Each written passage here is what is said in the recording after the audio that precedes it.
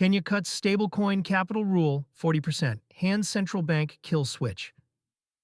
Kenya has lowered the minimum capital required to issue a stablecoin by 40%, dropping the threshold to 300 million shillings, while granting its central bank broad authority to restrict, suspend, or delist stablecoins from local platforms.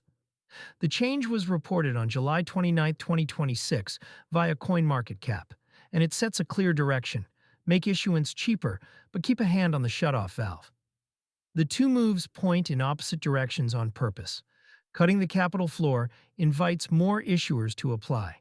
Handing the Central Bank of Kenya (CBK) discretion to pull a token from local platforms tells those same issuers who stays in control after they arrive. The capital cut lowers the barrier to entry. At roughly 300 million shillings, the new minimum sits about 40% below the prior floor. For a would-be issuer, that is the difference between locking up a large reserve of working capital before a single token circulates and reaching the market with less upfront strain. Capital requirements are the traditional gate for payment and deposit-taking businesses. A high floor filters out undercapitalized entrants, but also slows competition and can push activity offshore, where Kenyan users transact in dollar-pegged tokens over apps their own regulator does not oversee.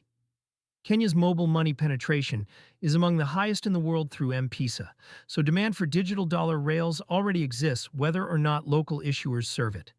A lower bar is an attempt to bring that activity onshore rather than seed it. The trade-off is real. Capital buffers exist to absorb losses and back redemptions.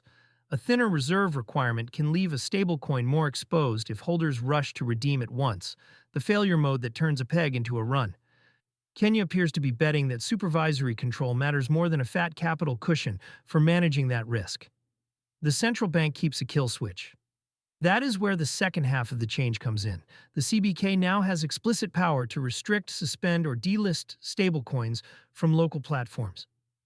In practice, a token that loses its peg, fails an audit, or is tied to an issuer the regulator distrusts can be cut off from Kenyan exchanges and payment providers without waiting for a court process. For users, that discretion is double-edged. It can protect holders by yanking a failing token before losses spread. It can also strand balances if a stablecoin gets delisted, while people are still holding it on local rails. Anyone treating a stablecoin as a savings or payment instrument in Kenya now carries a regulatory variable on top of the usual peg and issuer risk. The design mirrors a pattern spreading across emerging markets. Welcome stablecoins as a payment technology, but keep the central bank able to intervene fast.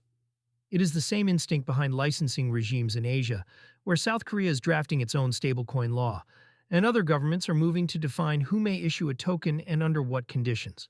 The balance now falls on users. Stablecoins have become the workhorse of crypto payments, precisely because they hold a fixed value while settling in seconds.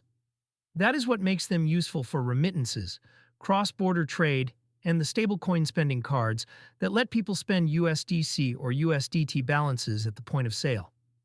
When a government sets the rules for who may issue one, it shapes which tokens survive locally and which get pushed out. The counterparty question sits underneath all of it. A stablecoin is only as sound as the reserves behind it and the issuer holding them. Lowering the capital requirement shifts more of the safety burden onto supervision and disclosure rather than a pre-funded buffer. Users end up trusting the regulator's willingness to act quickly, not just the issuer's balance sheet. And that trust is now backed by a delisting power that can move faster than any redemption queue. For the broader market, Kenya is a signal about how mid-sized economies with heavy digital payment use plan to handle dollar-pegged tokens. Cheaper to issue, easier to remove. That combination will likely reappear as more countries write stablecoin rules through the rest of 2026.